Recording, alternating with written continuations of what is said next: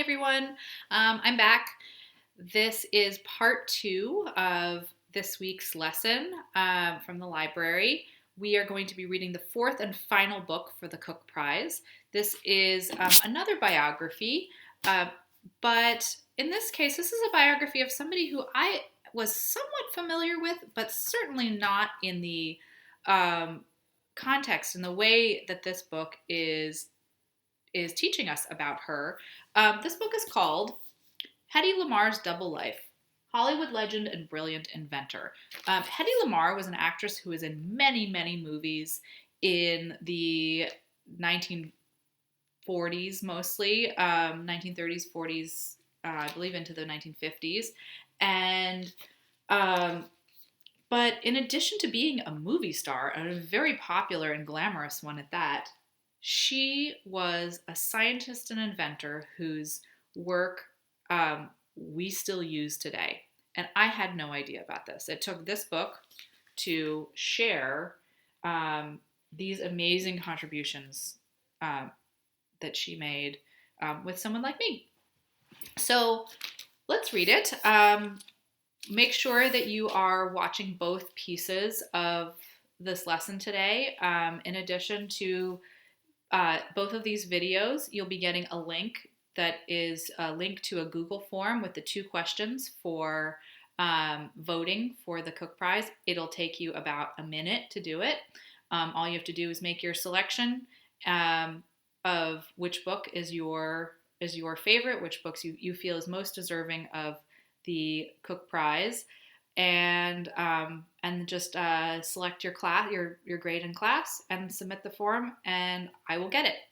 Okay, so here is Hedy Lamarr's Double Life. So even before we get to the first page, we see the 2 sides. Here's her double life: actor, dazzling looks, famous face, many fans, adored, stylist, glamorous, inventor. And here's all of her things over here: reference books, workshop space, secret plans, ignored, scientist, curious. Do those things seem to have anything in common? I wouldn't think so. Who was the real Hedy Lamarr? Hedy Lamarr's Double Life, written by Lori Walmark, illustrated by Katie Wu. Hedy Lamarr led a double life. The public knew her as a glamorous movie star, famous throughout the world, but in private, Hedy was a brilliant inventor, a fact known only to her closest friends. Hedy's greatest invention was the technology known as frequency hopping spread spectrum. This is a scientific breakthrough that helps our cell phone messages stay private and defends our computers from hackers. Without Hedy's revolutionary idea, electronic devices we use every day would be open to attack. She did this a long time ago. When we think about the technology that we use now, she was doing this in the 1940s. Cameras flashed. A glamorous movie star stepped out of her limousine and onto the red carpet. Everyone who was anyone in Hollywood was there. The star-studded premiere of her first English-language movie, Algiers, was the social event of 1938.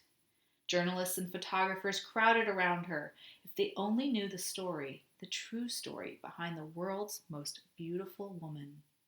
And one of the things that this book does that's unique is almost every page includes a quote from her. And it really gives us a feeling of who she was, hearing her words. How do you think that might, it's when you hear somebody else's words talking about a person versus hearing their own words that they spoke, how does that feel different to you? So here she says, people seem to think that because I have a pretty face, I'm stupid. I have to work twice as hard as anyone else to I have to work twice as hard as anyone else to convince people that I have something resembling a brain. The Hollywood legend had no interest in the glitzy lifestyle. Her passion was science and engineering. Hedy converted her fancy parlor into an inventor's workshop. complete with tools, a drafting table, many well-thumbed technical books. After long days of acting, Hedy hurried home to work on her latest invention. Her brain overflowed with the idea after idea for useful inventions. Though Hedy never tried to sell any of these inventions, that didn't stop her from working to make these designs the best they could be. And so here's some of her early inventions. So can you imagine? I want you to think about the movie and TV and YouTube stars that you admire now, and think about what they might be doing in their spare time. Can you imagine any of them when they're not singing or acting or performing in some way, going home and working on science and engineering projects that are going to be used 50, 100 years in the future? It's like, it would be shocking to me. I hope that's what they're doing. Here are some of her inventions. So, thirsty travelers.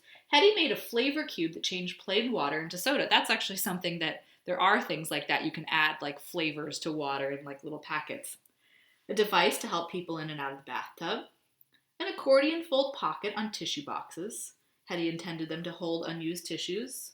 Lost pets. She designed a glow-in-the-dark dog collar to help pets find their way home. And a new traffic signal that would indicate when the light was about to change. Even as a child in Austria in the 1930s, Hedy's curious mind wanted to know how things worked. What powered automobiles? What type of motor worked best in an airplane? How could she improve a machine's design? At age 5, Hedy took apart her music box to examine the mechanism. Here she says again, "My father had encouraged me by telling me to hold fast to my dream, and that if I held fast, it would come true." This makes me think about some of the other books that we've read, both The Secret Engineer, the book about Emily Roebling and the Brooklyn Bridge, and how her family encouraged her, and also in Mario here, Mario and the Hole in the Sky, which we just read, they've all had family that was very supportive of their scientific discoveries. And think about how that might affect what somebody does in their future. Hedy's father shared with her a love of science and technology. During their walks around their hometown of Vienna, Austria, they exchanged ideas about everything and anything. From streetcars to printing presses, even the constellations that dotted the night sky, Hedy wanted to understand the science and technology behind all of it.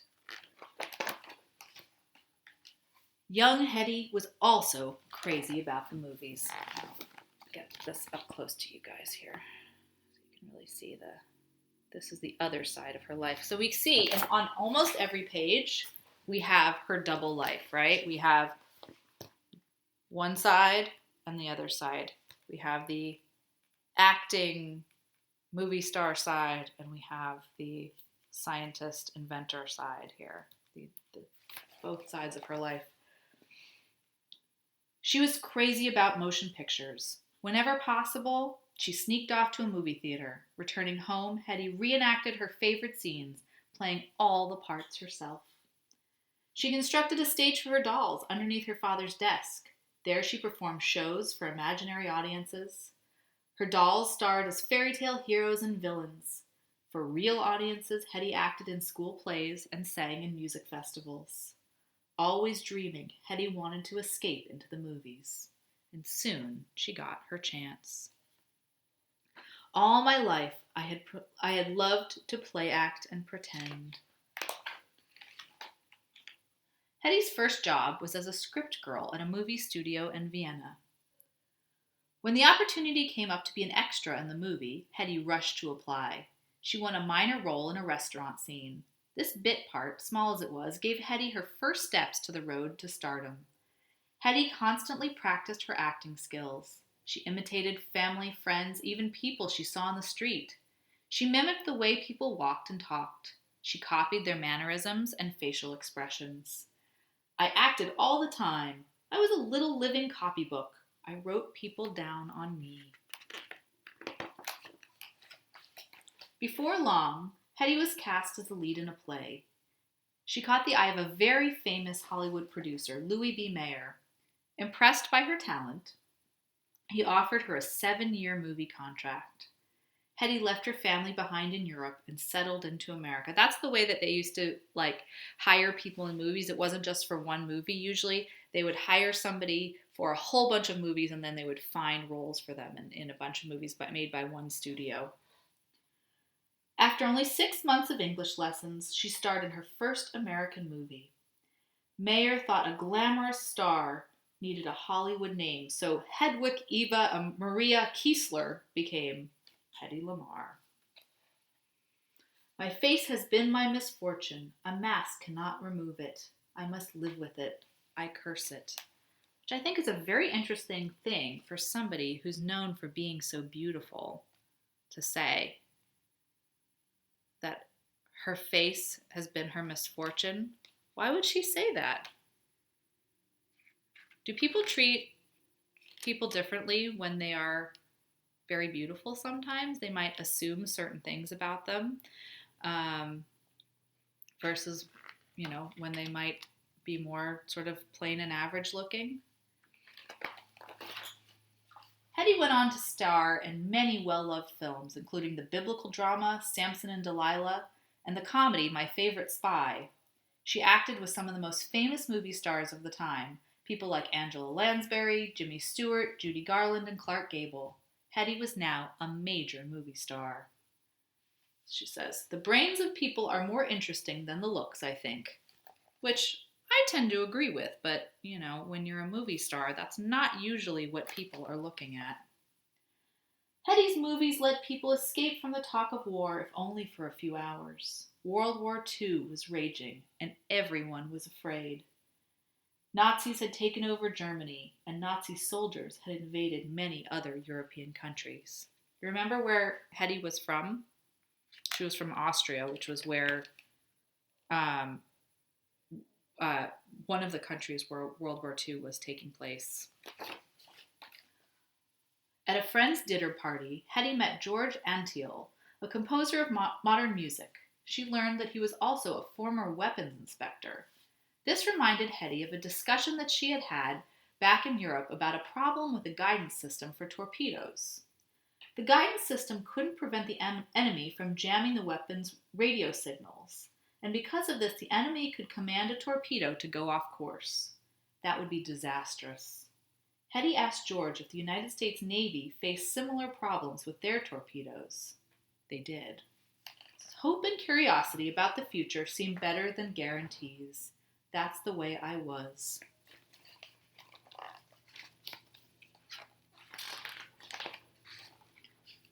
The two inventors decided to combine their talents and figure out a solution to this problem. During the breaks from inventing, they challenged each other with games on the piano. George's hands hopped quickly from piano key to piano key. Hedy's hands flew across the keyboard, matching him note for note in a different octave. With every key she pressed, the piano wire quickly moved back and forth. The speed of the wire's movement, or its frequency, produced the correct note for that key. Hedy realized that even though the notes were constantly changing, she and George could still play the same tune. All she had to do was match the notes' frequencies. So this gave her an idea. The idea to build a secure torpedo guidance system. She says, "Hey, look, we're talking to each other, and we're changing all the time." I believe that's a quote from a song, actually. In the 1940s, these guidance systems worked like walkie-talkies, like a two-way radio. In order for the walkie-talkies to communicate, both handsets must be turned to the same frequency. Like strings in a piano, radio waves between pairs of walkie-talkies have unique frequencies. A pair of walkie-talkies can only communicate when they are set to the same frequency. The torpedo guidance system used to work like that. The equipment on the ship launching the torpedo and the torpedo itself needed to be set to the same frequency. If the enemy figured out what that frequency was, they could cause trouble. It's almost like being on the same channel. Hedy proposed an improved system, one that worked as if it contained several pairs of walkie-talkies.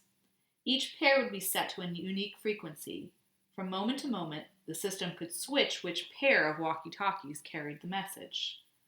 "The idea just came to me," she said. "I never thought of such a thing before, and I probably never shall again." Hedy's system didn't actually contain numerous walkie-talkies. Instead, it used a single device that could quickly change frequencies. As long as the device on the ship and the one on the torpedo were tuned to the same frequency at the same time, they could communicate. Hedy called her discovery the hopping of frequencies. Hedy and George spent night after night brainstorming ways to implement her idea. So even though they have the idea for how it works, they need to figure out how it can really be used by the people and the systems that really need to use it, right? Like, they understand the science of it, but how can they actually apply that to protecting ships during a war? Frequency hopping was the most important part of the guidance system they developed. Even if the enemy managed to overhear part of the message, it didn't matter. The device had already hopped to a new frequency. Unless the enemy knew the frequency being used at an exact moment, they couldn't interfere with the message. It's almost like if you think of these pieces of frequency being arranged in like a code that can't be cracked. I explained the basics of this idea, and the implementation part came from George. So she came up with sort of the foundations of it, how the science worked, and he was the one who applied it to how it would be used. Hedy and George added another security feature to their system. It broke messages into pieces and sent them out in short bursts. They were so short the enemy might not even realize that a message had been sent. Hedy and George shared their idea with the National Inventions Council, the group that evaluated discoveries for possible military use. The council told them that their idea had great potential value and was red hot. It says, all creative people want to do the unexpected. So I want you to keep thinking about this quote. This is all creative people. We're putting scientists and artists and musicians and inventors of all sorts all together in one bundle here. People who want to do the unexpected. Their system still needed to be automated so that it could work without the controls of humans. There had to be some way of making sure that both devices use the same frequency at the same time. Without this, the system would be useless. Hedy remembered George had once arranged for 16 player pianos to play at the same time. Moving rolls of paper with holes punched in them told the pianos which notes to play and when. Hedy and George's inventions, matching the rolls of ribbon on the ship and the torpedoes, controlled the system. The hole signals which frequency the system would use at each time. And that allowed the transmitter and the receiver to change frequencies simultaneously. So this is like sending these signals almost in the way that this player piano was working. Improving things comes naturally to me, she said. After months and months of hard work, Hedy and George finished their secret communication system. They wrote a detailed description of the design and filled out an application for the patent. If the patent was approved, no one could steal Hedy and George's idea. And actually, I have something that I will share with you after not in this lesson this week, but in upcoming weeks about how patents work. I have a guest who will talk to us a little bit about that. A patent just means that you've come up with an idea that is totally original, and it is a way that legally you can apply for a patent from the government, and the government says, this is your idea and nobody is allowed to do something like it. That it gives you total ownership. This is yours, and nobody can make the same thing or do the same thing without your permission. They sent their patent application to the government. They waited and waited and waited. It says, do good anyway, think big anyway, build anyway. More than a year later, on August 11, 1942, they received their patent. They immediately handed both the idea and the patent to the United States Navy. Hedy was proud of her frequency hopping idea and hoped it might help America win the war. Unfortunately, the Navy had neither the time nor the money to implement a new system during wartime. They refused to develop Hedy and George's invention. Even worse, they classified the technology secret, which prevented anyone, including the inventors, from ever using it. Because we were now at war, and what a terrible time it was. And this was the time where they needed this the most. Hedy looked for another way to help her adopted country defeat the hated Nazis. She realized that she could use her celebrity to raise money by selling war bonds. Hedy traveled cross-country and held sales rallies. She sold $25 million worth of war bonds. Hedy also volunteered at the Hollywood Canteen, a club for American servicemen, soon sent into the battle. To lift their spirits, she chatted and danced with them. And by the end of the evening, her feet were sore, but she was happy to have helped the soldiers. No matter the job that needed to be done, the famous movie star was first in line to lend a hand. She even washed dishes. On Friday nights at the canteen, it became Hedy Lamarr night.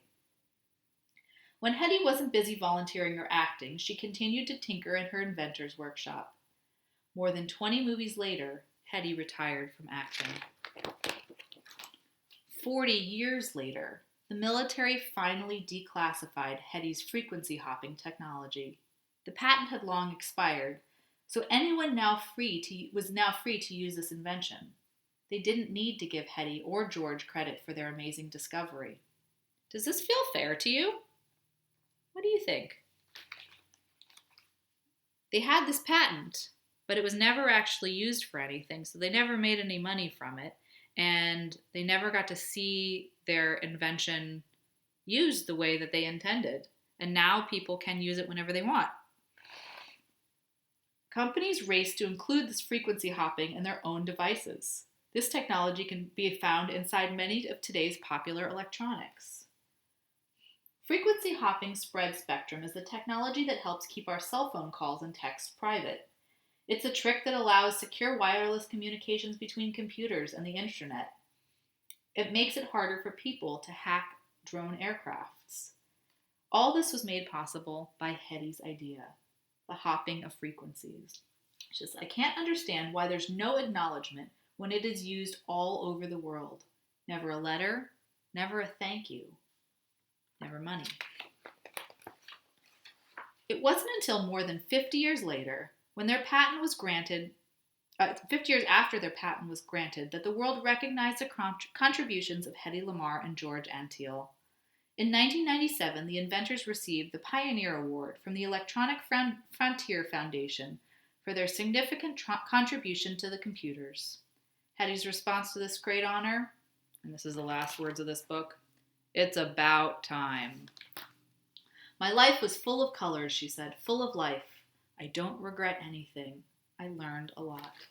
Now, I'd like to end on this note of asking you, if you had led this double life, if you had created something that might have had the kind of impact on winning a war even, and then seen it used so much in popular electronics and everything like that, do you think one award would be enough to make you feel recognized? I'm not sure it would to me. That's the end of the book. I'm going to show you there's a couple of small pieces at the end of this book. Again, this extra information that I wish that if we were in school together, I would be handing this book around and showing you all this back matter in the book. But I can just tell you what's here now, and when we're back at school, you can explore these books in more detail. But we have a timeline of her life, a more detailed explanation of the science of how the frequency hopping actually works. some additional reading about other women in STEM. And here, it's a whole list. The end paper at the back of the book. This is what the part of the book that's sort of stuck to the back here. What it's called. It's often blank, but here we have a list of all of Hedy Lamarr's movies. I might try to go watch one this week. I'm curious to see one of her movies. I think I've seen a couple of them before, but I'd like to see more. That is Hedy Lamarr's Double Life. So now you will have both pieces of these. I know that's a lot to take in right now. Please don't feel like you have to watch this all at once and make your decision right away. I would like you to vote by the end of next week, if possible. But you don't need to vote right now. I do need everybody to vote, though, I will say. This only works if we have participation by a group. We really want to see which book is the choice that that most of you liked best. It's really interesting to see how different people respond to these different books. So remember, we have your choices here. Today is Hedy Lamarr's Double Life, Mario and the Hole in the Sky. Let me grab the other two books. Here is